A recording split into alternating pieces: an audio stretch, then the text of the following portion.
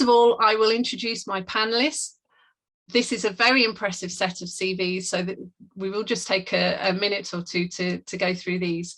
So I'm delighted to introduce today Geoffrey Boulton.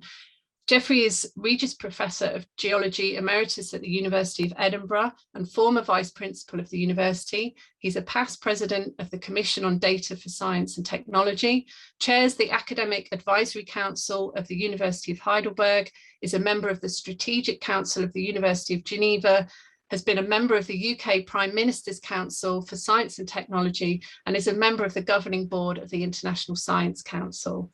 He's a Fellow of the Royal Society of Edinburgh, Scotland's National Academy, and the Academia Europa. He chaired the Royal Society's report on science as an open enterprise and several reports of the International Science Council, namely Open Science for the 21st Century, Opening the Record of Science, and Science as a Global Public Good. We also have Melissa Hagemann.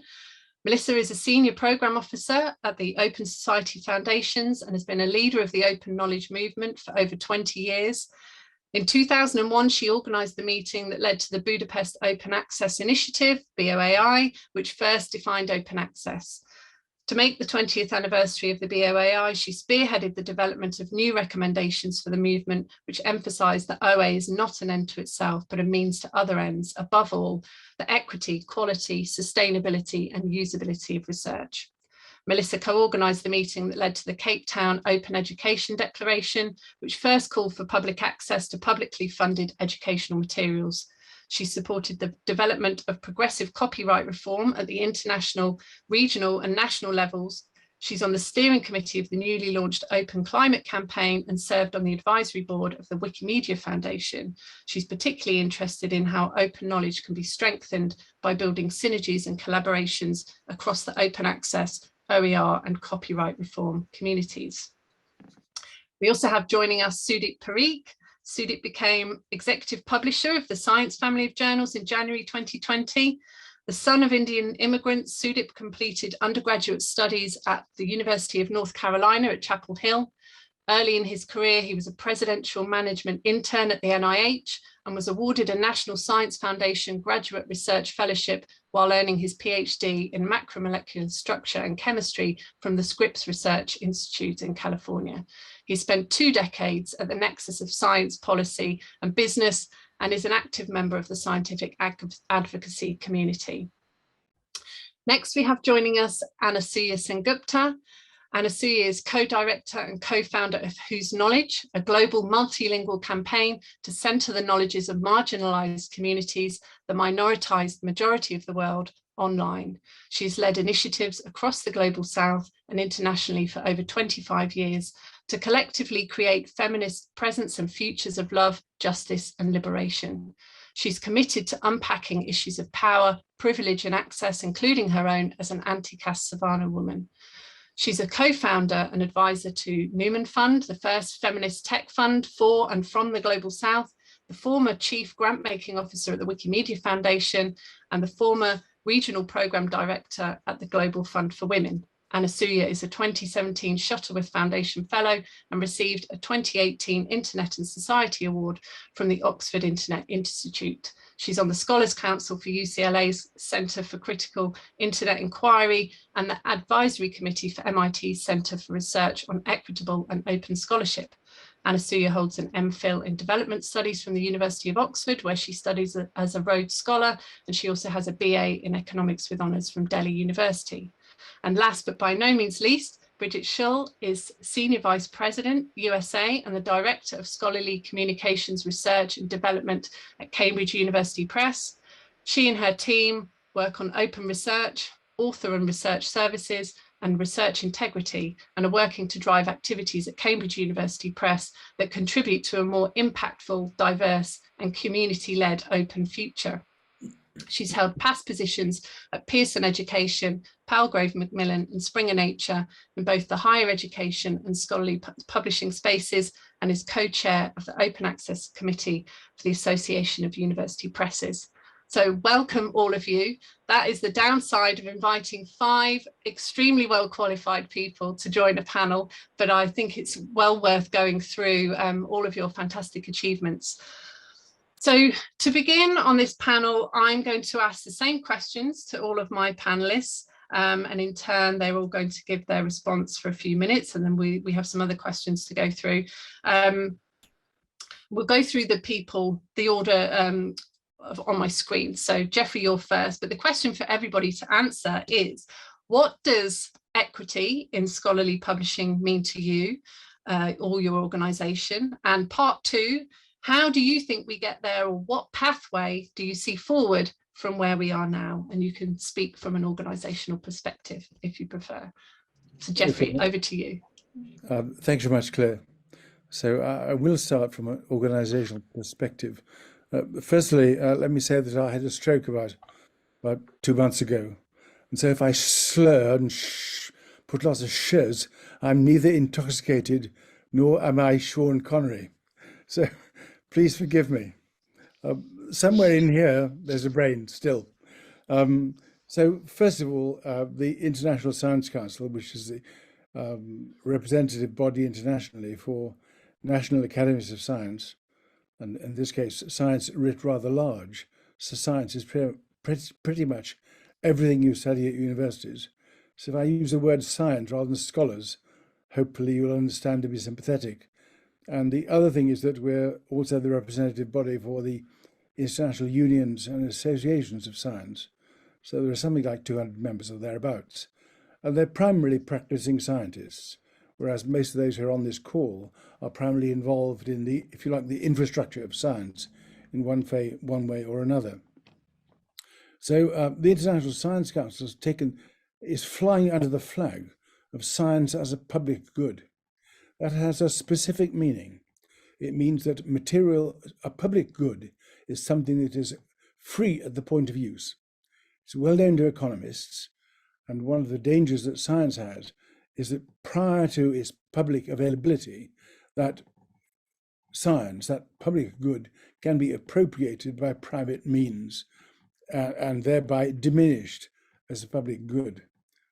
That's a public good, for example, is something like a road or a policeman.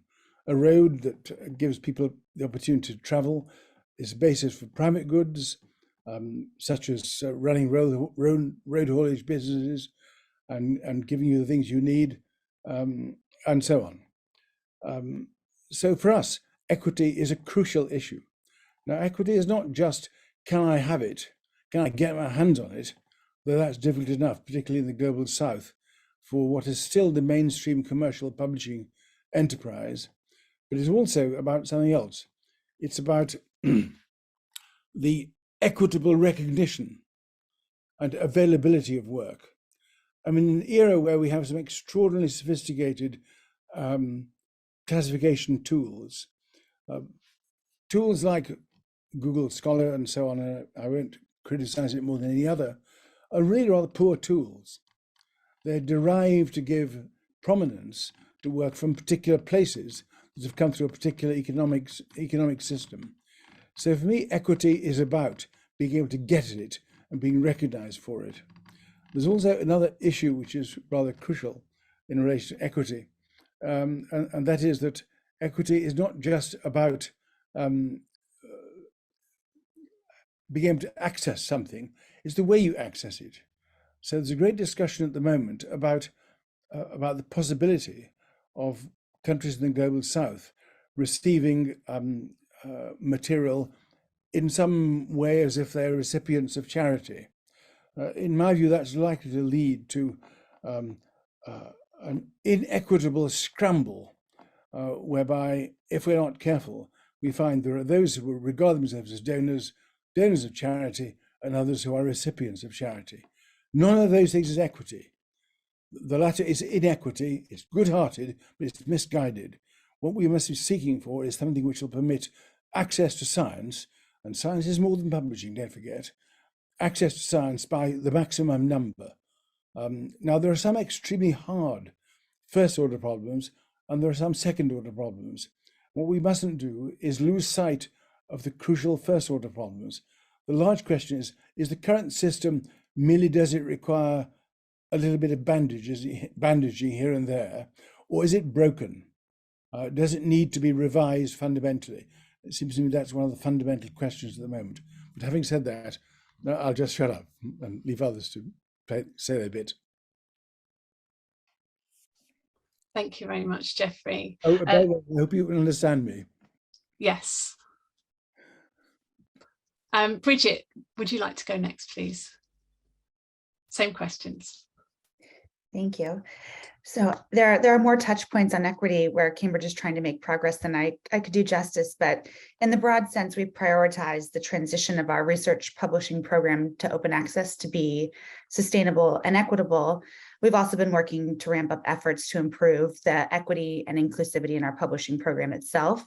So actively seeking and encouraging diverse authorship and highlighting new voices, while maintaining our commitment to quality and academic freedom. But to focus on the first area, we strongly believe that the aims of the open access movement are aligned with our mission, and we've set a public ambition to publish the majority of our research articles open by 2025.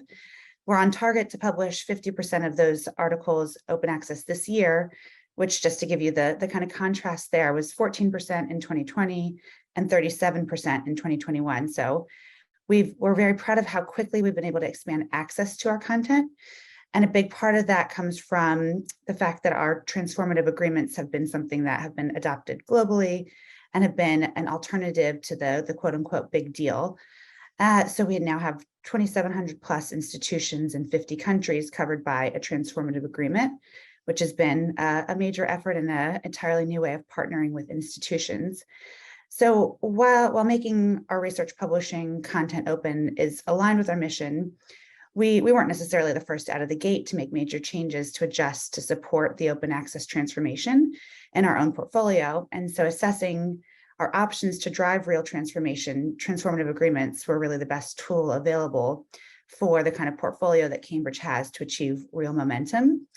That being said, a major challenge for us is that those kind of agreements provide a tool for removing a barrier to access to our content globally, but they only remove the barrier to publication for authors within that institutional agreement. So while hybrid journals maintain a path to access to publishing, there are other downsides, including limiting the author choice if there is no funding.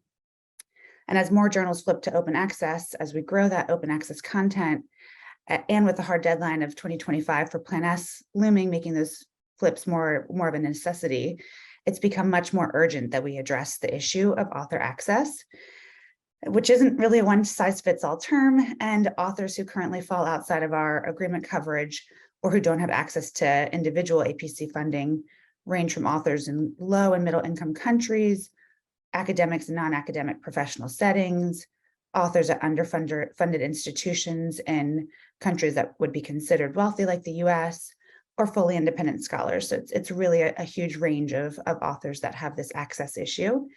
So at Cambridge, our first step towards tackling the growing scale of that access issue has been to focus on authors in the low and middle income countries as defined by the Research for Life scheme. And our current waiver policy enables a full waiver for gold OA journals from those Research for Life countries. And we've tried to maintain the principle that we'll continue that waiver policy even as we expand our gold open access journals. So we've been exploring how we can do this in a sustainable way by collaborating with existing institutional customers who already have a focus on equity in order to be able to fund a full extension of the policy. But there's absolutely a lot more work to do around author access to publishing and a discussion to be had in this kind of venue because the problem is not unique to Cambridge. We've also been very focused on developing our platforms for new open research models. And we've invested in the launch and growth of Cambridge Open Engage, an open platform and a hosting service that's completely free to both the author and the content is free to the end user. So we host preprints and gray literature, conference outputs and data, and work with organizations like ChemArchive, the American Political Science Association, and our parent university to bring the benefits of open to a wider range of research outputs. We're launching a climate and sustainability community this month that we're hoping will provide an interdisciplinary and collaborative space for climate and sustainability researchers to quickly disseminate gray literature and policy documents and discussion papers. But so that kind of equity in this context has really been focused around trying to support a broader range of content types as well, because while quality is important across all content that we publish or host and all services that we provide. We also recognize that in order to better support content, we need to have a kind of wider range of options than the traditional journal container.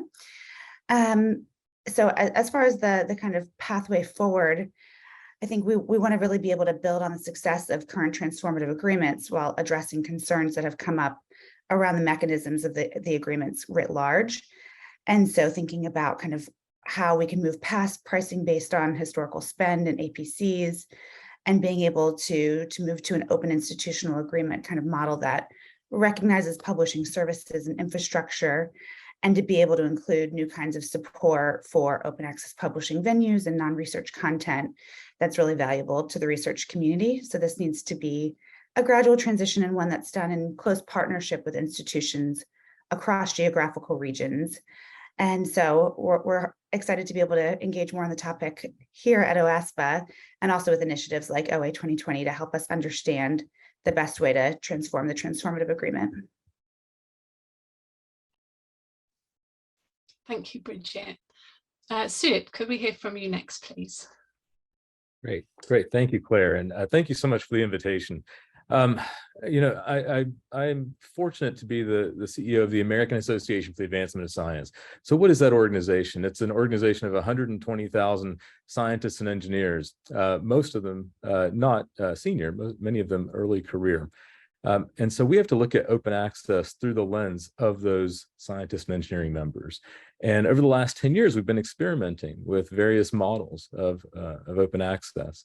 And from that, from centering the scientists and engineers who are the researchers, and from that experiment and that experimental phase, we've really developed some conclusions. And those are that, first of all, that open and accessible data are essential.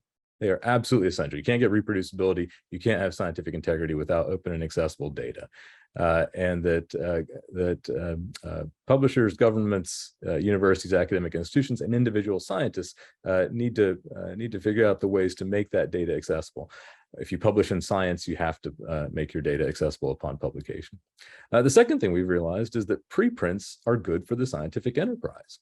There are some caveats on scientific communication. Reporters need to understand what a preprint is, but if you've seen the combination of preprints and the Twitterverse, you've seen what a very interesting, exciting conversation about science can be before something is written into stone. The third is that open access to scientific information is important. It is absolutely important. There's no doubt about it. I'll add something though. I'll say open access to useful information is critically important. And then I'll add the next line, which is that communication of accurate, understandable science with every audience is paramount. Situationally appropriate communication is absolutely paramount. It doesn't matter if my mother, who is not a scientist, can access a publication. It matters if she can understand it. And we have to be careful about what we mean by this. And so the other conclusion we've drawn is that some current models of open access are fatally flawed. And I believe this to my core. So after 10 years of experimentation, we have looked at several models. And what we've learned is that when you try to center, as I think several of our speakers have already said, that we want to have equity for readership and equity for the researchers who are publishing. When we try and accomplish this, several models, including, and here I'll name names, the APC model of publishing is a huge challenge to that. In fact, I think it bakes inequities into the very enterprise that we're trying to fix. I think it actually creates that structural inequity. And waivers are a lovely thing. We tried them as well. And what they are is, if you've ever been the recipient of a waiver or of a free lunch or of another program that is based on charity, you realize and recognize that it is not a solution to the equity issues related to researchers being able to access the ability to put their information out into the world. I can point to other models that are challenges as well. So when I'll try and keep to my 5 minutes, so I'll cut to the chase and say, what are we doing at AAAS? At AAAS, we've made a decision that we are not going to add any more gold OA journals, APC journals, unless the funders make us. We've seen it. I know what the incentives are. I know what the incentives are to me as a publisher, and it is to either accept more publications and create this unholy cycle of more publications, and then that adds to the tenure process, and that makes more revenue. Each paper is a quantum of revenue, and for us, we're not going to add to that. And so we have chosen at the moment to go through a process called the Green OA 0 Day, which is making the fully reviewed, fully updated, fully amended, author accepted manuscript available at publication without embargo, and doing this in a way that can be placed in any database chosen by the author. This model is not perfect. There are challenges to it. I recognize that, and I think we need to have a conversation about this to say what is the best way possible forward. But I think there are some fatal flaws to several of the models that are out there in terms of baking inequity into the scientific process for scientists and engineers who are creating the research. It works really well if you're a senior scientist who are overwhelmingly white and male and are funded by large foundations. It doesn't work if you're an early career scientist. It doesn't work where all of our diversity sits, by the way, in the United States. All of our diversity sits there. It doesn't work. It doesn't work for you. It doesn't work it works for large institutions that are already well funded. It doesn't work if you're a non-research intensive university trying to become a research intensive university. So we've got to figure these things out. And I'm keen to participate in those activities. Thanks, Claire. Thank you very much, Sudip. Melissa, can you go next, please? Thanks, Claire. Thanks for inviting me to join the panel. And I think that my comments will probably follow on with many of the points that the previous speakers have made. In my view, I think at the very basic level, equity and scholarly publishing means actually breaking down barriers, both economic barriers to both read and publish research. In addition, open access not only questions the multiple barriers to equitable knowledge production and distribution, it also really raises important questions around power and inequality. So the goal of actually providing access to those who were unable to afford to read journal articles was the driving force behind the organization of the meeting in Budapest in 2001, which led to the Budapest Open Access Initiative. Now, to take a step back in terms of how we actually got there to the meeting, I had been managing a program which worked with scholarly societies to negotiate discounts on the hard copies of their journals. It was the late 90s. And then we would ship these journals to academies of sciences and universities in Central and Eastern Europe. And in the year 2000, when I was meeting with Mr. Soros, who is our founder and funder, he asked us to come up with a new way to get the same academic content into the hands of those who needed it without paying these hefty shipping costs. So this led to months of research, and it was a really exciting time in the field. There were many new initiatives. BioLine International had been launched several years before. Biomed Central was just coming out. The Open Archives Initiative had just held their first meeting, and the PLOS petition was being circulated. So we brought together many of these leaders in Budapest who were exploring alternative publishing model. And over the next 2 days and then the next 2 months, the participants developed what became known as the Budapest Open Access Initiative, which offered the first definition of open access. However, it was never our intent at all to try to help launch a movement which would support the removal of economic barriers to read, to that which would then impose economic barriers in many cases to publish the research itself. So over the years since the launch of the BOAI, we've worked with the committee, with many of those within the community to develop new recommendations. And for the 20th anniversary this year, we have tried to recenter the recommendations which we have released on equity.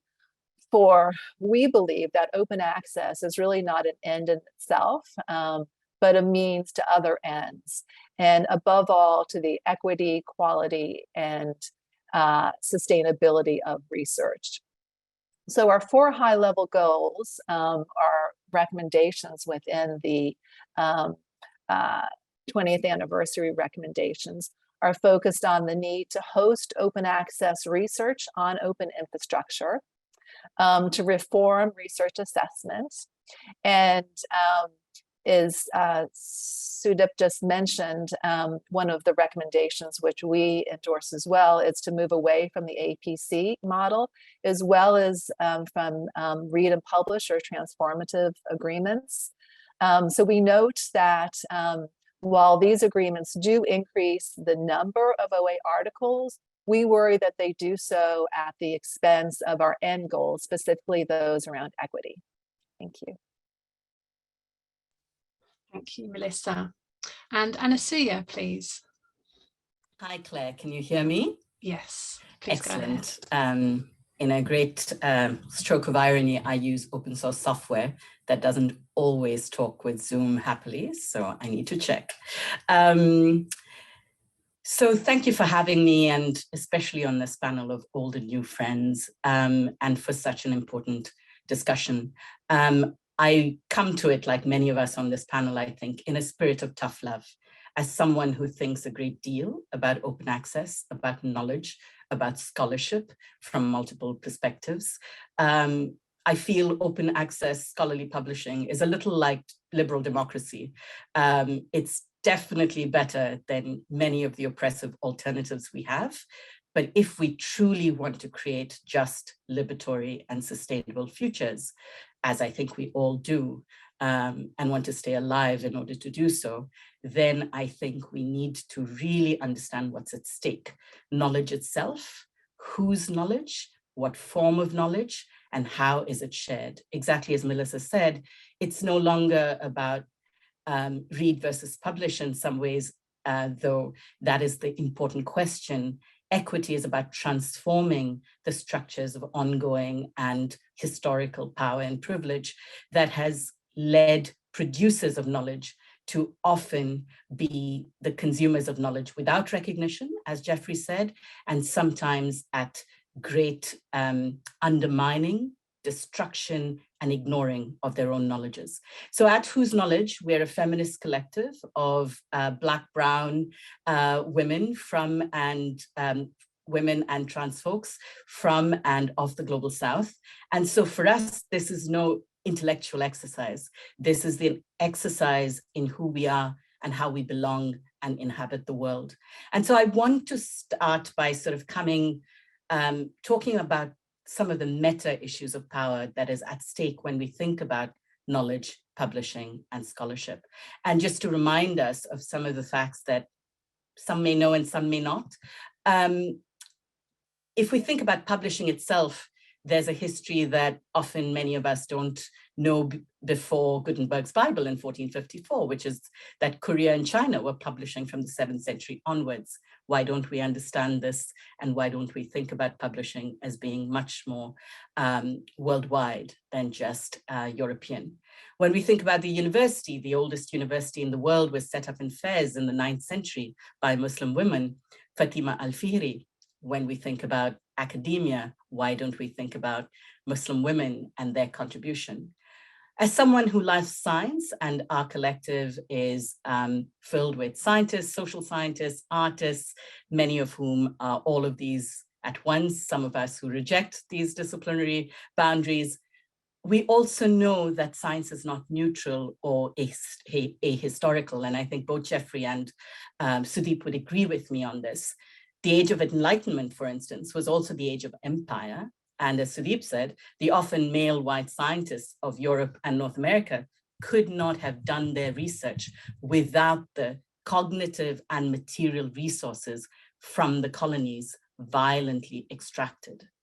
And some of that so-called research was, of course, unscientific in the extreme and used to justify colonialism and racism. If we think about scholarship in the now, in the present, at the last count in the United Kingdom, I'm an Indian sitting in London in the UK, land of my empire. Of the 21,000 professors in the UK, only 25 are Black women. What does that mean about who we think of as scholars? And then, of course, as sources, who do we cite? What do we cite? So much of what we think about is the fact about publishing and citation. But if we look at the 7,000 plus spoken and signed languages in the world, thinking about language as a proxy for knowledge, there are only 500 of them that represent text, whether in books or peer-published journal articles. Google did a survey, a projection a few years ago, that there are about 130 million books in the world in mostly 480 Eurolingual languages. So equity has to start with power, and it has to start not with the tinkering of the system, but in the centering the knowledges, the leadership, the design, and the imaginations of those of us who are the minoritized majority of the world. Women, queer folks, indigenous folks, folks from Asia, Africa, Latin America, Caribbean, and the Pacific Islands. Equity has to be about reparation. So if we think about that, and if we think about that really seriously in terms of open access and where we are now, I'm going to come to open access a little later, but if we think about what it means to be doing knowledge justice through a lens of power and equity, then we have to center the ideas and imaginations, the intentions, the processes, and the outcomes of scholarly publishing in spaces that have not been centered before, in people that have not been centered before. So for us at Whose Knowledge, when we think about ideas and imaginations, we think about bringing together the ideas and imaginations of those who have not been heard before or not been seen before, whose imaginations are often coping mechanisms of resilience in the global South, in the global majority, in the minoritized majority of the world, but whose imaginations truly have not been at the center of structuring processes of publishing, of knowledge, of scholarship. So what does it mean to bring those imaginations? What are the intentions with which we do this work? Just as Melissa said, Open has to now ask itself the question, for what? It's no longer a value in and of itself, an adjective we can use without intention. And so the processes as well, the how do we do this? For us, we recognize that we have to start in the historicity of knowledge, in the recognitions of power. And we also know that we sit in multiple epistemologies of knowledge, different knowledge systems. We recognize that most knowledge in the world is actually beyond text. So what does it mean for scholarly publishing to start recognizing that most of the knowledge in the world is oral, it's visual, it's tactile, it's embodied, it's multilingual, it's multimodal? 300 of the over 7,000 languages in the world are signed. What does it mean to be a signer and a signer scholar in the world that we live in? For us, it's also about different forms of expertise, that we see the community scholar with embodied experience living alongside the academic with a degree, that we don't privilege one over the other. And of course, in many cases, especially if we think about scholarship as it's growing and evolving, the same person embodies all of these different knowledge systems. So we are for pluralities, not binaries. Just as an example, to use a scientific example, given the two scientists on the panel, Newtonian and quantum physics simultaneously exist. We cannot understand the world today without understanding all these different levels of analysis. And that includes different systems of knowledge. So I also want to end with the fact that in terms of our work, beyond the principles and the protocols we live in practice, because we can use lots of fancy words, and we can think about this as an intellectual exercise, but at the end of the day, transforming power is about practice. So we write collaboratively, we write in different modes, we write both in text, in voice and visual. We have really pushed peer-reviewed journal articles with allies and friends from within in terms of what is acceptable in academic scholarship. And we've also obviously published ourselves open access resources that are often CC and CSA, because the non-commercial is recognizing that many of our community's knowledges have been violently commodified and co-opted. And so we want to recognize that. And therefore, I think I will stop with asking the question, if we don't begin the conversation around equity with asking the question, open for what, for whom, with whom, and by whom and how, we are not going to be able to get to the many different forms of equity that the panelists, my colleagues, have already spoken about. Thank you.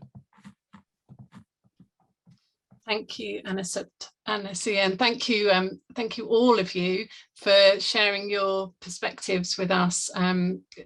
I can see a lot of appreciation in the chat already. I can also see some questions coming through. I will make time for some questions from the audience at the end. So please do make sure that they go into the Q&A and I will get to those.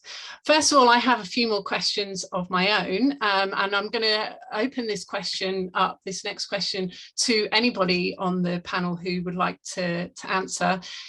And we're going micro again, because we've just heard about a very flawed historical system, but just thinking about the last couple of decades in regards to open access and scholarly publishing specifically, if you could start with a clean slate, what would you do differently?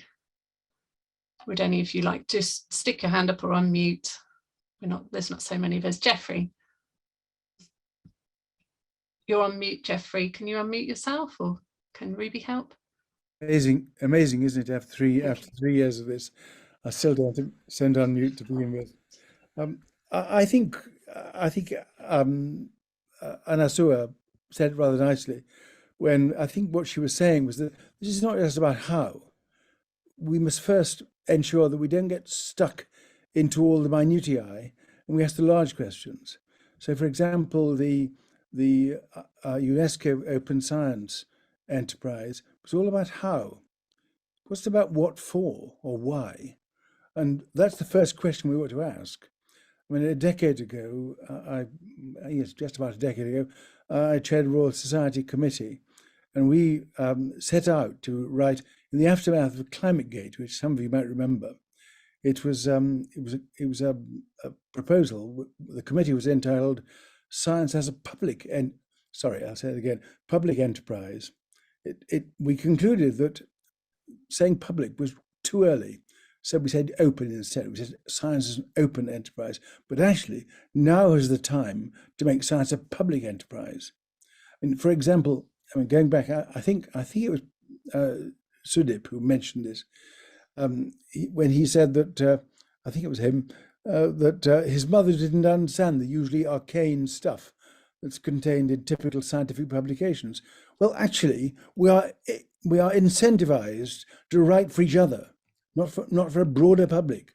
We ought to be speaking to a broader public. We should write fewer damn papers and do more science and speak to our fellow citizens about it. Thank you, Geoffrey. Anybody else? Melissa, I don't want to put you on the spot, but I was going to ask you actually, because you specifically said, you didn't intend to create additional barriers when you were instigating a movement. Is there anything at the 20-year point that you look back on, you as a group said, wish we'd done that differently at the time? Well, I think many areas, and that's what we're hoping to correct a bit with the 20th recommendations. But I think where we start from with those recommendations is trying to fix where we are now. But if we were able to start with a completely clean slate, I mean, that's a really exciting possibility. You know, one interesting workflow could be to publish the work as a preprint and then conduct the peer review. And then the work itself can be assessed and earn impact for itself. So in this type of a scenario, there's of course a role for post-publication aggregation, overlay journals. But I know that's not where we are now, but if we were able to start again, that might be an interesting workflow to experiment with. Thank you. I think just to kind of go back to some of the points that I was making at the beginning around how impactful transformative agreements have been, but also some of the kind of benefits of hindsight. If we could go back with a clean slate, I think from the Cambridge perspective anyways, we would want to work collaboratively with those stakeholders to design something more equitable and less kind of focused on that dichotomy of read and publish. I mean, you know, we've talked a lot as an industry about the kind of the data analysis challenges of APCs within institutions for these kind of deals, but far less actually about the equity side of it. And those conversations are happening now, but are a lot more recent and kind of underdeveloped. And so if we were able to design those agreements in a more broad-based way, we might have avoided some of the challenges that we now have around author access, while keeping the momentum that those agreements have brought in terms of actually bringing more content out from behind the paywall. And so that's something that I think with the benefit of hindsight, we might have done a little bit differently as a community. Thanks, Brigitte. Anybody else? Anasuya? I can sort of step in, because I think one of the things that Melissa and I share is also the fact that we think about the internet and digital infrastructures, right? And there's a very interesting, obviously, overlap with open access scholarly publishing and the history of the internet, the same 20 years in many ways. And because we are at the intersection of tech and knowledge justice, we often do this counterfactual exercise. And as someone in the chat asked, I'm not sure I can summarize the principles and practices for academic scholarship, but I can say that if we were imagining this from the start, we would look at the data as good scientists. We would look at the data, look at where the production of knowledge is, look at it through a lens of multiple systems of knowledge, look at how people produce knowledge, right? And then reverse engineer to create forms of expressing and amplifying that knowledge, which we call publishing, in ways that are most appropriate to those forms and different forms of knowledge, right? So I'm being really radical here because I think you want me to be. And I'm saying that part of reimagining publishing and open access scholarship is to recognize that the forms, the modalities of the way we're thinking about knowledge itself needs us to be pushed a little. I mean, the first scientists, after all, are, you know, indigenous people. The first navigators of the ocean are the Pacific Islanders. They had the most complex, extraordinary maps, but those maps are not the cartography that we understand today, right?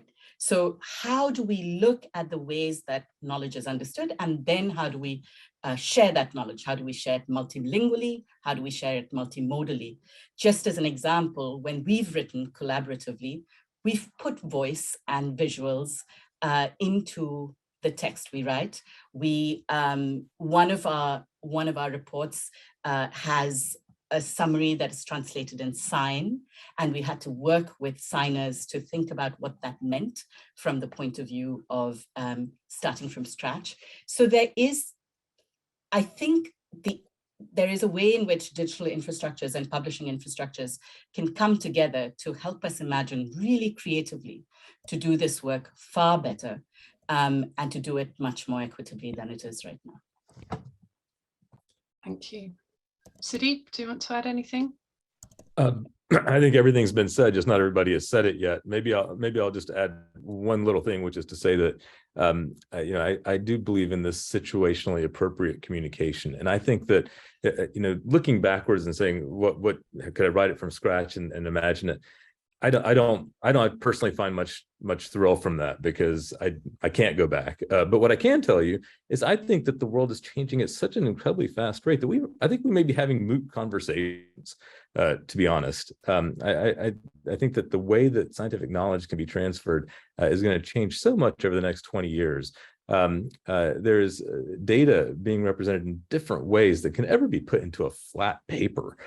So I do think sometimes that that we're fighting the last war. I hate that metaphor. I'm sorry, but we're doing something that is about the past as opposed to the future. But we're, don't get me wrong, there are plenty of us thinking about the future too, and we're going to go there. And speaking of the future, so in order to move forwards, and this perhaps is connecting with some of those really big questions, what do you all see as what the one thing, sort of the most important thing that the community should really try to get some consensus around on this issue? And again, anybody just feel free to unmute.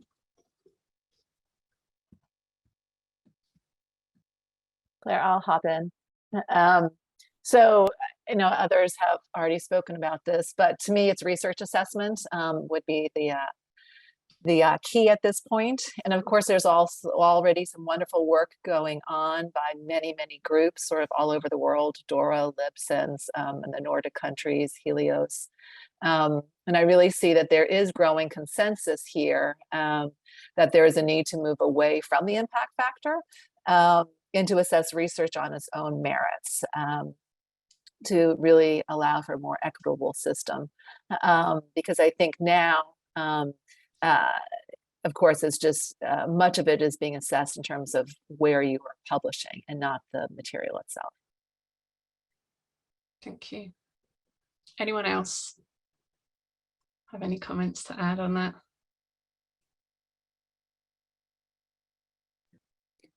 Well, just to kind of continue to extend some of the points that I was making, if there was one thing, I think most of us have touched on the fact that the models underpinned by APCs are not necessarily the path forward. They might have been something that has helped us in the past, but is not necessarily what we see as where we want to end up or what the transition really is going to benefit the broadest number of people. So if there was one thing that we could get consensus around, it would be what is the best alternative? What is the most inclusive alternative? And I mean, there's a lot to be said for models like Diamond OA or Subscribe to Open or models like Scope 3, but there's also challenges with those in a broad-based way that do make them either work better for certain disciplines or certain types of portfolios or kind of more niche examples. And so while I'm a huge fan of all of those models, I think recognition that they're not necessarily individually the basis for an alternative to the APC model. And there's probably not one model, to be fair, and to the point about thinking about the pluralities here, then thinking about kind of what are the pluralities that we could do as a group, as a community. But we would really need to be able to kind of manage that transition for a wide variety of stakeholders. I think may I just make a comment? I mean, I think that knowledge is crucial to the future of humanity, as it has been in the past, but probably more crucial now than it has been in the past. And Anasuya's question is the right one. Whose knowledge? And that is, if we retain our present stance, we scientists that is, which is very much an elite group, will be subject to exactly the same pressures that are driving populist approaches worldwide. We've got to talk to this science business, this knowledge business, is just far too important to be simply the perquisite of an elite us. It's got to be a public enterprise. And unless it's a public enterprise, my sense is that its contribution that it ought to make to the human future will be much less than it actually will be. What the principal single thing to do is, I'm not sure, in practical terms, I suspect it's about business models. In practical terms. If I may come in on that, because I'm inspired by Geoffrey. I think Geoffrey is absolutely right in that we're standing at the edge of an abyss.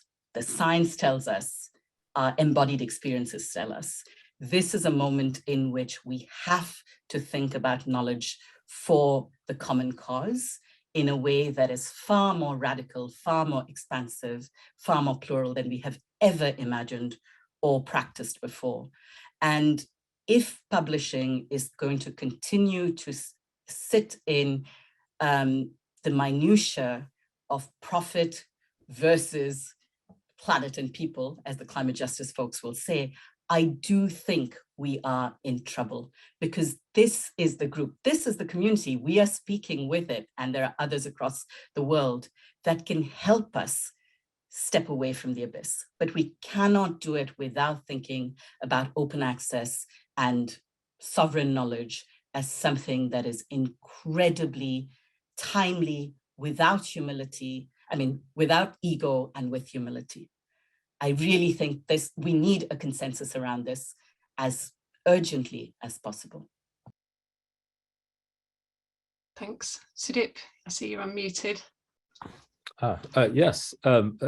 Again, I support all that's been said. I think that there's this idea that that we are staying in an abyss is so true. I sense it as well. I often talk about this in terms of we stand in an abyss and we live in a wondrous time. It's both things at the same time. We are talking about visiting Mars, and we understand the universe in much greater detail than we ever have, and we are talking about curing disease, and yet we stand at this abyss. And this, knowledge, situationally appropriate knowledge that can guide policy, that can widen the aperture of what is important science. I don't think it's about taking science and in any way lowering the excellence or achievement, but rather in terms of widening the aperture of what is important science. And I do think that is possible if we're able to solve some of the problems we're talking about. I wish I had a silver bullet. I agree with Brigitte. I hope I'm saying your name right. That it's not one model. We have so many disciplines, so many different things that are going on. We're gonna have to figure out how to be flexible in our thought to make this work for everybody. Thank you. So I have one more question for each of you, and then I'll move on to questions from the audience, which I can see are coming in. Anasuya, my first question is for you. Whose Knowledge has just published the first ever State of the Internet's Languages report, which includes aspects of how monolingual scholarly communications are. Could you speak to multilinguality as an aspect of equity and open access, please? I think I've already touched on aspects of this, but I think just to remind us that there are nearly 8,000 spoken and signed languages in the world. And if our published materials are only in about 500, then just using language as a proxy for knowledge and just very simple calculations without weightage, 7% of the knowledge of the world is in published materials, is in text. So we have to move beyond text, but we also have to move beyond the monolinguality of what is scholarly publishing. 80% of scientific journals and 90% of social science journals on Scopus and JSTOR are in English. But the world isn't an English world, even if scholarly publishing would make you think it is. I often I tell the story because I'm a Wikipedian as well, so I believe in open knowledge in different ways. I often tell the story that if the aliens were to land tomorrow and they were to look at the state of the world's languages through Wikipedia, they would think that Esperanto was the 30th most spoken language in the world, right? So literally English and Esperanto. And exactly as Sudip said, a lot of the contextual, situationally appropriate knowledges that we need for the moment we're in are in languages that are not English. because they are from contexts that are not English only or English led. And so it's really important for us to think about multilinguality in scholarly publishing and multimodality as well, for those who have accessibility issues, but are also thinking about multiple epistemologies. And one of the questions I want to leave us with in terms of the ways we think about this, and this is basic stuff that we can do right now. So this is not my fancy imagining, because I do think dreaming is a form of planning. Who do we reference? Who do we cite? Why is it that so many of our scholarly publications cite only in English, reference only in English? There's a climate scientist who had such difficulties in publishing her recent piece because it was about the climate crisis in Bangladesh. She wanted to quote in Bangla, and the scientific journal she was publishing in just could not manage it. Right? What does that mean? That we literally think that we can only publish and practice and understand in one language? There's a very interesting experiment in Te Reo Maori in Aotearoa, New Zealand, where the Maori Pacific Islanders have decided to create a language translation tool in which they've decided to make the data set and the software itself sovereignly controlled, right? So it's not even open access, it is sovereign. And there's something about open and sovereign, to Brigitte's points, that we need a plurality of ways where they do not want to be controlled by corporates and have their data sets used by corporates, but they also don't want their data sets to be used by open tech folks like Mozilla, because both of these systems have been underlaid with such power and privilege. So I think there is a really important way in which we can think about multilinguality as a way in, an immediate way in, to open up equity in scholarly publishing. And that includes, for instance, referencing and citing beyond English.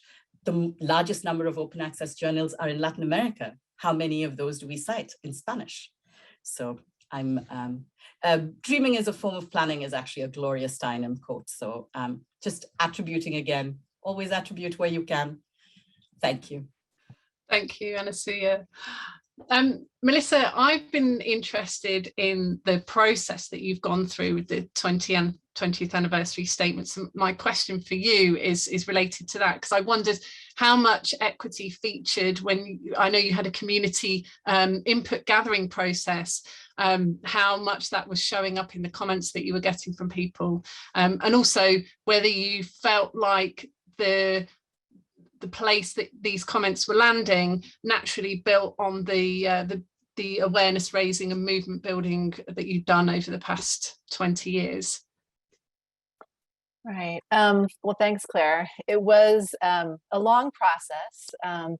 Leslie, who's on with us, was part of our steering committee and can probably attest to that. But we started probably over a year before the recommendations were launched in March of this year.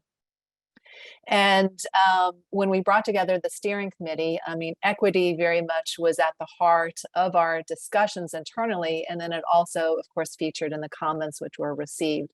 And I think in terms of the awareness raising, which we've done over the past 20 years, one of the most important projects that I think we sponsored over probably these 15 years of it is through the work of the Eiffel Open Access Program, which works in many developing and transition countries throughout the world. And Irina Kuchma, who many of you may know, has traveled the world raising awareness and advocating for open access. So I think all of the great work that she's done, as well as many of our other grantees, really helped to raise awareness and set the stage for the development of the recommendations. And so as we discussed the input from the community and how we would frame the recommendations, as I mentioned, equity was really at the center, and there was some discussion if equity should be its own recommendation, and instead it was incorporated into the 4 high-level recommendations which were made. And I think at the end of the day, when we circulated the recommendations to the community, we were pleased with the feedback we received. And one leader from the Global South commented along the lines that the BOAI 20 is a welcome roadmap for the movement during a time when many from less privileged institutions and countries were beginning to distance themselves from the OA future imagined by several other initiatives. The BOAI gives them hope that, again, there's a more inclusive and equitable open access future can be made possible. So, of course, we've just released the recommendations a few months ago, and so there's still a long process to help with raising awareness of them and how they can support the community at large. Thanks, Melissa. And I think I said in my introduction that it was of last year because it feels like so long ago to me. I know. Now, but yeah, it's only a few months. It's only in March. Yeah, time is a very strange thing. Sudip, I'm going to ask you a question next because I know we only have you for another 10 minutes and then you have to drop off. And you very kindly said any questions for you we don't get to, we can we'll do with by email, and I'll share in the Slack for everybody. And I was going to ask you about your views on the research assessment and tenure process, but I'm going to be a bit cheeky because you mentioned that you won't start any more gold journals unless funders make you do it. And so I wondered, as a publisher and a scientist, if you would sort of share your thoughts on funding developments and yeah, where that comment has come from, and if you think things are need to be challenged, perhaps. Yeah, I do think things need to be challenged. I will tell you that when I first took this job 3 years ago, I had a conversation with a very large funder, a private foundation funder who was very active in the OA community. And what they told me when I brought up issues of equity amongst the authors and scientists was that we're so close on OA, DEI can wait. It's a direct quote. This was 3 years ago, so imagine the timing. So before the events of the murder of George Floyd and others that really sparked a lot of change. That organization has since changed its mind about that. But I know where this comes from. And so I think we need to have these conversations. I think we have to have these conversations in a way that are open with funders. Funders at the end of the day are going to control this. Funders of the science, just by when I'm saying funders, because funders of the science are the ones that will put in place a policy that will have to be followed. And I think that makes a lot of sense, particularly taxpayer-funded research should be, those policies should be controlled by the funders. But we have to remember, again, we're in these wondrous times and at the abyss. We have to make sure we don't build inequity and all the structural problems into the very fabric of this thing that we love. This thing that, despite all of its flaws, all of its horrific, I can, when Anasuya talks about our history, it's a terrible history. Science published eugenics in the 1920s. This is a terrible history that we have. But despite all those flaws, we've made incredible progress. And so we have to be careful. Be careful in dealing with funders who haven't thought about the entire flow of how do dollars and euros and pounds flow through these systems. You can wipe out the very thing that you see as being strengthened. So yes, I say that, Claire. I was being a little bit cheeky because, yeah, look, if I'm told by funders that's the only way that we're going to do this, actually, I'm not sure I'd want to do it. I'd probably do another job. But if that's the only way forward, I'm not going to kill the enterprise that I love. And so I will. There are probably others who might want to do that.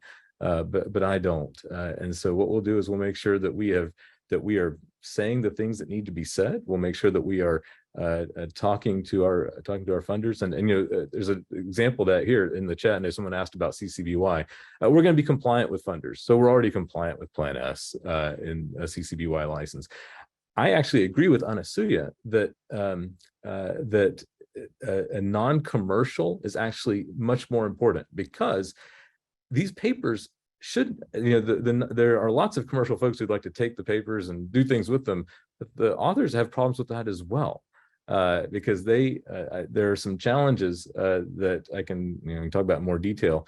So we were going to be compliant with funders, but we're going to argue the case of what we think is the right thing for the scientific enterprise. I have too many scientists and engineers who send me letters every day to not do so. Thank you. Geoffrey, I was wondering if you would share your thoughts on the funding side of scholarly publishing, given your involvement with the International Science Council, and do you have views on how things should change to enable equitable global participation in scholarly research and the communication of that? You're muted again, Geoffrey.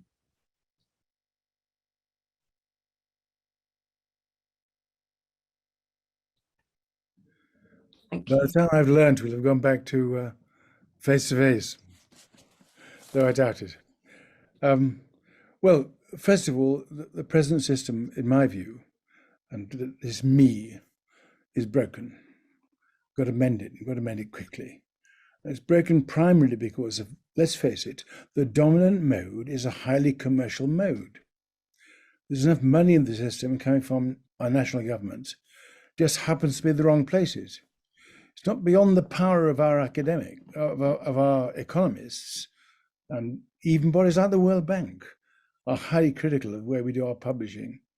So there must be something wrong. And effectively, of course, what we do is that our money flows. The way we organize our publishing is primarily to benefit the investors of the major small number of very, very large publishing bodies. That's the way we do it. And the way they do it and maintain their hold is by maintaining this ridiculous anachronism called the journal, which ought to pass out of existence 20 years ago and more. It stopped so much. And yet what do? They sell back to us, back to our institutions, the brand. They sell reputation. It's nothing to do with science. It's nothing to do with what's needed. It's there because they have successfully appropriated what ought to be a public good, which is science output. And it's happened in the last 30 or so years. Effectively, the way I would change things is I think the present system is broken, and we've got to find a way around it. And my view is that preprint could well be the core of the system. We could find its way around the present system, and I won't go into any detail. Just let me make some quick comments to pick up things that others have said. First of all, the functionality of the present journal system is very, very poor in a digital era. There's very little excuse now for having at least 500 languages available on any paper you care to manage. And every year, more and more are becoming available. A little bit of AI and rather crappy grammar, and you can move into from English into almost any language you like. Well, 500, not Anasuya's 4,000, but at least it's a start. And my view is that the language is no longer a good excuse. We ought to be going above it by improving the functionality, which we could do. Interoperability is appalling. Lives, hundreds, thousands of lives were lost during the COVID pandemic because of poor interoperability. If we had any priorities, we'd be spending the next decade on improving interoperability, because we need to interoperate between the physical knowledge, chemical knowledge, biological knowledge, human knowledge, social knowledge, all these knowledges we need to interoperate, and we can't. We are utterly appalling. So yeah, I would start with a clean slate. But the trouble is, once you're already along a pathway, as any sailor will tell you, shifting to another course is not easy. And basically, we have been poor at it, we the scientific community, and I would include in that the publishing community. The publishing community have been very, very creative, but actually no one has tackled, like a good trade union leader would, the monopoly exercised by the big publishers. And we have somehow to get governments and funders on our side. So I think and this is me speaking, by the way, before you attribute my poor old president, my Thank view. you. He'd Thank be you, Geoffrey. hurt. Sudip, I know you need to drop off now, so we'll let you go. Thank you so much for joining us and for following up with email. We'll put your responses on Slack. Thank you so much. Thanks, everyone. Great. So, Brigitte, I have a question for you. Obviously, you have the job of transitioning a publisher. You said you've been vocal about the fact that you're aiming for 2025. What have been what's been the biggest challenge, do you think, and what could have made things easier for you on this process? I think some of the fellow panelists have pointed out some of the challenges. And, for us, because we're a mid-sized publisher, we are a university press, we're part of the broader Cambridge University ecosystem and a nonprofit. And our portfolio is actually much more tilted towards the humanities and social sciences. And our books program has a kind of longer and more recognized history, and some of our journals portfolio is relatively new compared to that longevity, although we do have some very historical journals as well. And so, we're really trying to kind of, we've recognized the opportunity of open because it helps with that knowledge dissemination. And to Melissa's point about open not being the end, it's a means. For us, it's really about driving that impact of the content and helping to make it as accessible as possible and as global as possible. But at the same time, we're trying to bring along a varied portfolio that doesn't have the kind of same exact path with that future. We also publish on behalf of societies, unlearned societies. And so, we have our own kind of stakeholder coalition that we need to be responsible for. So I think it's easy to kind of focus on the kind of perception that publishers are focused on the profits, but really for us, it's that stewardship component that we're really trying to make sure that there's that even transition, or that we're not just focused on one part that can easily transition at the kind of expense of other parts of our portfolio. And so doing that in a way that continues to provide the value that we provide to the research community. So while the journal itself, it does have flaws, there are some benefits that come back to the community that we don't want to lose, and we want to make sure that we're addressing some of the problems while not getting rid of some of the things that do work well. And so the reality for a mid-sized publisher is that the big challenge is that transition from an operational perspective is really being, we're creaking under the weight of the number of kind of change projects that we need to manage. And, while our open strategy is based around that opportunity and that impact, there are realities, as Sudip was mentioning, of the funder requirements and compliance from the university perspective that we're also trying to manage in a responsible way, and all pull us in different directions and all cost money as well. So, we have to fund that in some way, shape, or form to be able to do that in a way that brings everybody along. And so I think, I touched on multiple challenges, but they kind of all roll into one big challenge at the end of the day. Thanks, Brigitte. So I'm going to go with some of the questions from the audience now. Thank you, everybody, for putting these in the Q&A. This first question, I think, Geoffrey, you've spoken about this, you perhaps answered this, but you may want to add something. APCs and by extension transformative agreements do seem to be one of the biggest barriers to equity and scholarly communication today. Even if the content is open, APCs eliminate opportunities for scholars in geographic regions, institutions, or disciplines that lack funding to contribute to scholarship. Where is the point where we can agree that it's the seeking of profit that is the barrier to equity in scholarly publishing?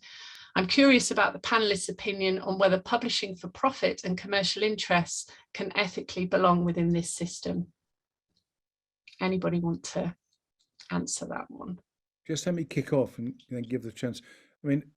Personally, I think it's very difficult for a profit-based organization to serve what I've called science well. On the other hand, you might say that I don't want to prescribe the way things should be done. I'm rather keen to adhere to certain outcomes. So I think it is, to go back to an earlier discussion, important for us to determine what we want and then to say whoever can deliver that, what we want, what we need, is appropriate. But I think it's a mistake at this stage to say that particular ways of doing things, or let's say fundamental things, profit or not, I mean, in Latin America, in Peru, in Chile, then you might be less prepared to go for a profitable route than you would in North America. Thanks, Geoffrey. Anybody else want to add anything?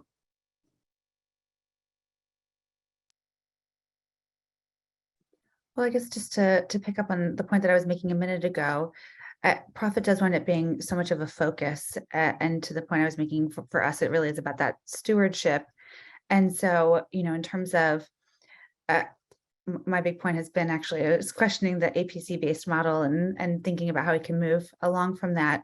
But I don't know as if it's a dichotomy between doing that and doing away with profits per se. It really is about that collaboration across stakeholders in order to have that stewardship and in order to be able to build on the good things that we want to build on and address some of the problems underlying. So I might just change the frame of the question itself instead. Thanks. Shall we move on to the next one?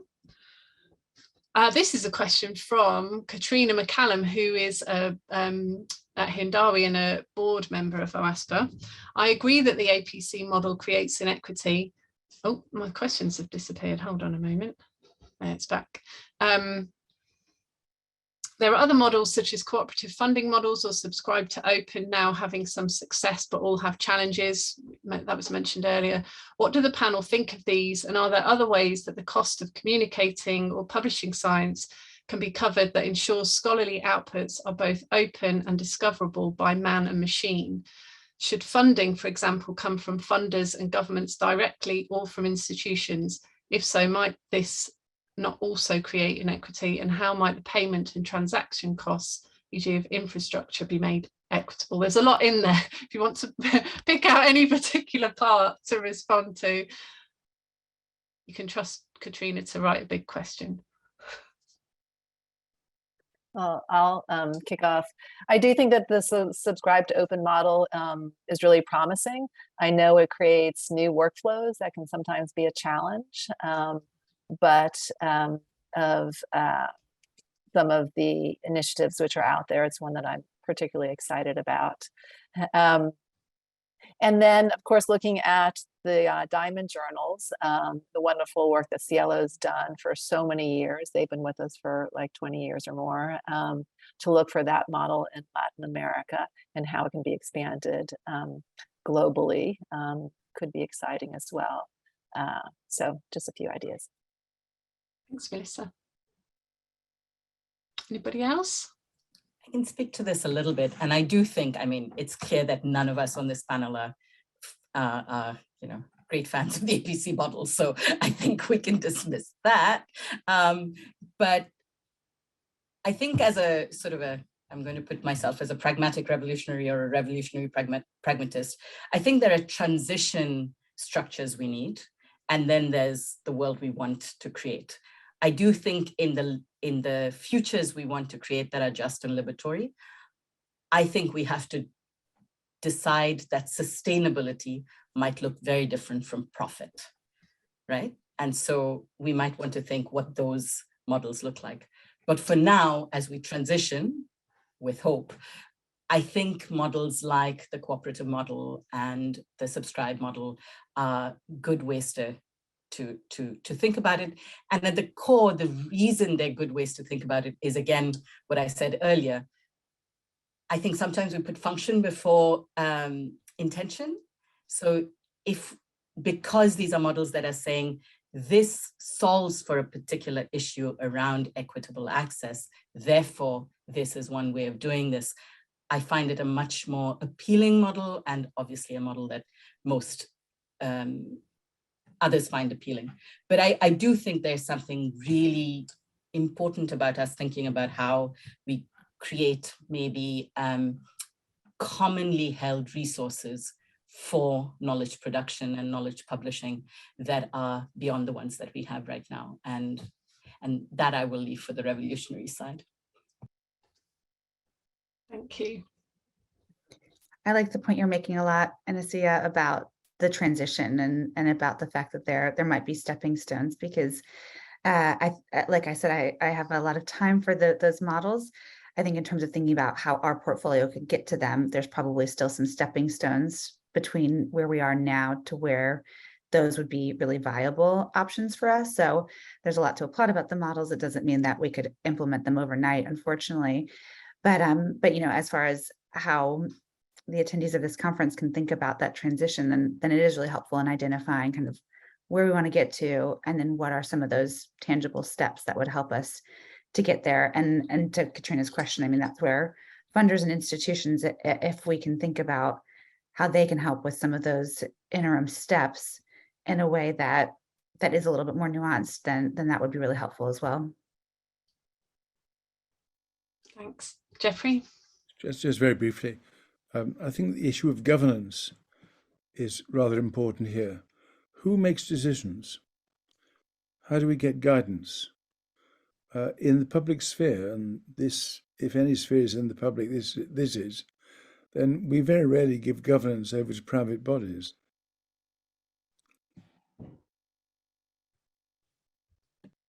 Thank you.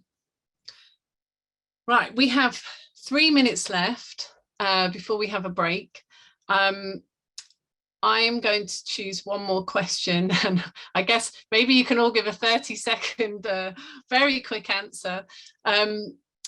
So as scholarship and new knowledge becomes more accessible as a public good, how can we support identification of quality? The battle of misinformation is enormous. How do we empower readers to identify credible information? This is increasingly important as scholarship broadens in language, form, methods, etc. This just stood out as a question that seemed to bring together lots of things we've been talking about.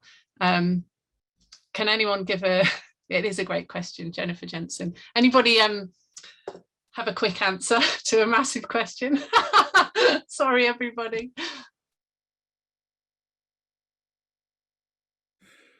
Go on, as I'm seen to be the fool guy here. Let the others think about it while I say something. I think what is crucial is we mustn't be seen to be a separate enterprise in science. We've got to be seen to be a public enterprise. It seems to me that's at the crucial, that's at the crux of the whole issue of misinformation. And by misinformation, I mean information that is not merely mistaken, but designed to be mistaken. And I think effectively our role is somehow, we've got to realize that science and knowledge and understanding have become so important that they can't be simply left to scientists and worst of all to publishers to determine how they should be dictated. This is much too big an enterprise to be contained within one particular community. It's something for all of us. It ought to be more political and rather than less political. I apologize for making the comment. Thank you, Geoffrey. Anybody else? Anything to add? Anasuya? Well, I can take a stab and tell Geoffrey not to apologize because that was perfect. I'm just going to become a Geoffrey fan club, all of one. But I think it's really important to also, as we think about quality, to make sure we know what we mean by quality, because quality can also be used in different ways that are oppressive. But if we're thinking about reliable, non-oppressive, accurate information and knowledge, then I think it's important to recognize that all of these are contextual, as Sudip said. I'm going to channel Sudip now, and on a spectrum of power. And one of the things I've been saying in this work, since we get asked about it a lot, is the misinformation debate is often right now in a space of binaries, fact, non-fact. And I think looking at context and power gives us a spectrum that is fact, non-fact, multiple truths, and then propaganda and lies.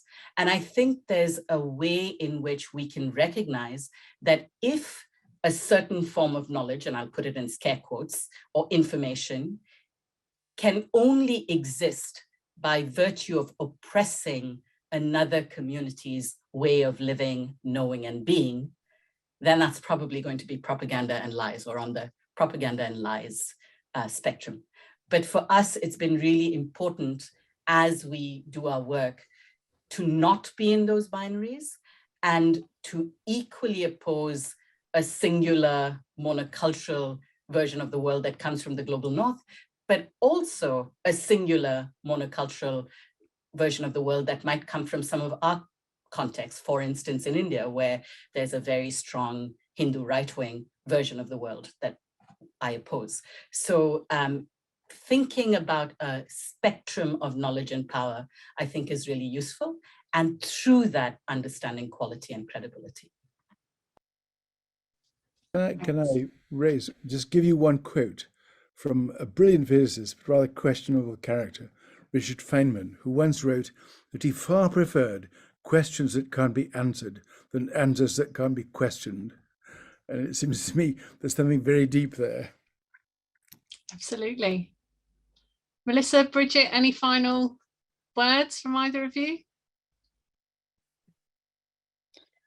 Well, I think, coming from the publisher background, I mean, this is definitely a conversation that we have, and in terms of the platform development piece that I mentioned earlier, something that we've tried to look at is how different interpretations of quality can kind of coexist, and so that platform model can provide the tools for that broader range of research production, a broader range of representation across authors.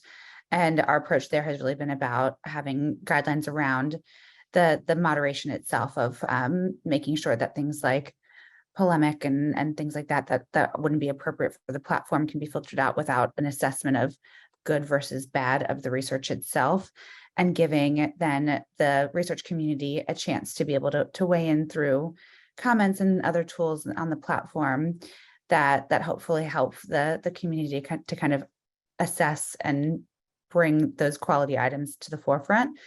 But we do still use the kind of practical tools of publishing ethics in order to be able to issue retractions or whatever it may be, where there is something that could damage or could be misinformation, and if that's gotten through to the platform. So I guess what I'm saying is that there's different tools, and all of those have a place, and to think about that kind of broader spectrum is helpful moving forward. Thanks, Brigitte. And I'd just say the issue of mis and disinformation has been something that our foundation's done a lot of work on over the years. And in terms of open access contributing to that discussion, one exciting project that we were able to support was with ASAP Bio, in terms of helping reporters to understand what an actual preprint is, because during COVID, many of them were citing preprints without the knowledge that some of these works really haven't gone through the peer review process.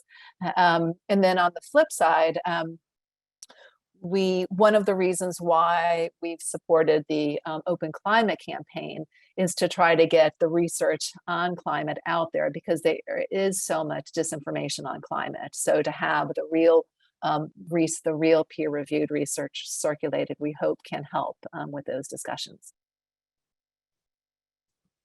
Thanks, Melissa. Well, sadly, we're going to have to end there. Thank you all so much for taking part in this discussion. It's a wonderful way to open the conference. Apologies to everybody in the audience that we've run over by a few minutes. I promised you 15-minute breaks, and I've already failed to deliver on that promise, but I hope you enjoyed this discussion as much as I have. Our first poster lightning session will start on the hour. Will be chaired by Jennifer Gibson, who's chair of OASPA's board. You can stay connected. You can come back at any point with the same link as you've used just now. Feel free to also go and check out the map and add yourself. And thank you again, everybody. Huge applause from me. It's been a wonderful discussion. Thank you.